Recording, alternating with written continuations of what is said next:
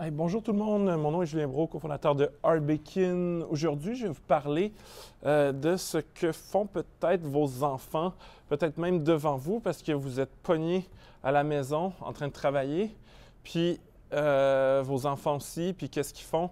S'ils n'ont pas d'école, ils n'ont pas de devoirs, ils ont des manettes de jeux vidéo dans leurs mains, puis ils sont en train de jouer à des jeux vidéo. Et il y a potentiellement de l'argent à faire avec ça.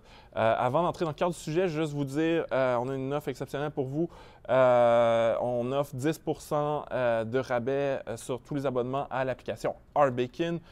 Pour s'en prévaloir, faites juste cliquer sur le lien dans la vidéo arbekin.ca/app. Et abonnez-vous en utilisant le promo code VIDEO10. Donc, vous allez pouvoir accéder à la super application de Arbekin. Donc, sur ça, je vais aller dans la section Explorer de l'application. Boom!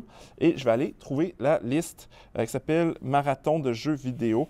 En fait, la section Explorer, on a une barre de recherche où les gens peuvent trouver n'importe quel titre, que ce soit des actions, des FNB, mais aussi on a préparé les listes thématiques pour vous donner des idées. Donc, ce ne sont pas des recommandations, mais bien un moyen de découvrir l'univers du placement par l'entremise de thèmes comme le jeu vidéo. Donc, l'idée, ça a l'air qu'il y a 2,2 milliards de gamers ou de joueurs à des jeux vidéo dans le monde. De moins en moins, c'est pas tant une business pour les enfants. Avec l'émergence de plateformes comme Xbox puis PlayStation, on vise de plus en plus les jeunes adultes et c'est une industrie qui est quand même très, très grande. Ça a l'air que ça devrait atteindre 128,5 milliards de revenus en 2020 et peut-être plus parce que tout le monde est à la maison, incluant les enfants. Donc, allons voir quelques titres. Il y a différents types de jeux. Donc, mettons, Zynga fait des jeux sociaux. Donc, Zynga, je pense qu'ils font Farmville, par exemple. Donc, le ratio coût-bénéfice est quand même très élevé. L'entreprise a quand même une valorisation de 5 milliards, 5,9 milliards. Fait des jeux sociaux et des jeux mobiles. Donc, on n'est pas dans les jeux de console auxquels vos enfants jouent sur la grosse télé avec les télécommandes. Et selon moi, c'est vraiment cher pour une entreprise qui fait beaucoup de ses revenus sur un très petit nombre d'utilisateurs. La plupart des gens jouent au jeu de Zynga gratuitement et c'est ce qu'on appelle des baleines, donc des gens qui vont dépenser des fortunes pour acheter comme à Farmville, pour acheter du grain pour nourrir des vaches virtuelles. Oui, ça existe. Oui, c'est profitable, mais est-ce que je paie aussi cher que ça? Un ratio coût-bénéfice comme ça, j'aimerais mieux acheter un Google ou une entreprise peut-être mieux positionnée pour l'avenir, même si je crois qu'ils vont continuer. C'est juste, selon moi, c'est trop cher. Mais c'est une question d'opinion. Allons voir, il y a une belle compagnie qui s'appelle Electronic Arts ils ont perdu à peu près 20 au courant des dernières semaines. Electronic Arts, et là, moi, je ne suis pas un gamer, donc je sais que c'est un des plus gros avec les Ubisoft de ce monde.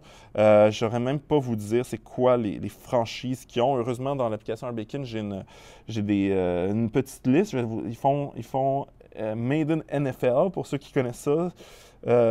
FIFA, je pense que c'est un truc de soccer.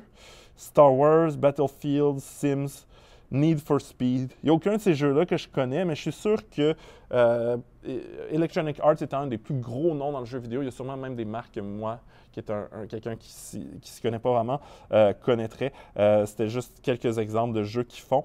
Ce que j'aime de l'entreprise, en fait, c'est que, est vraiment pas cher. Un ratio coût-bénéfice à 9,49, c'est exceptionnel. L'autre chose que j'aime aussi, c'est que l'entreprise a des réserves de liquidité de plus d'1 milliard. Donc, potentiellement, elle pourrait profiter de la crise pour faire des acquisitions. Les analystes disent renforcer. Donc, c'est pas neutre, donc c'est positif. C'est pas aussi bon que acheter, mais c'est entre neutre et acheter. Donc, ils disent, si vous avez déjà, essentiellement, on dit renforcer parce que si vous avez déjà des positions, achetez-en un peu plus. Tout est positif. Des marges exceptionnelles, 52 de marge. C'est merveilleux. C'est rare des entreprises qui ont tant de marge. Donc, très bien positionné. En plus, on peut profiter du fait que tout le monde joue à des jeux vidéo on s'ennuie, on ne peut plus sortir dans les bars, ben, peut-être qu'on paye puis on achète des jeux. Et en plus, on peut acheter des jeux en ligne. Donc oui, il y a encore des jeux physiques, mais de plus en plus, les gens achètent en ligne. Belle compagnie, bien positionnée, pas cher. Donc c'est un des...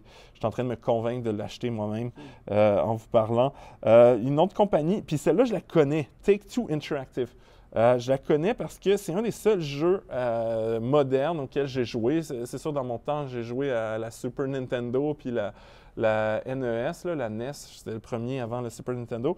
Mais le seul jeu moderne auquel j'ai joué, ça s'appelle, puis vous le connaissez probablement, je pense que c'est ce jeu-là, quand il sort, il fait plus qu'1 milliard de revenus, donc c'est plus gros que n'importe quel film ou blockbuster, plus gros qu'Avatar. Ça s'appelle Grand Theft Auto ou GTA. Et essentiellement, on est dans la peau d'un criminel, puis on fait des crimes, puis on tire sur des policiers.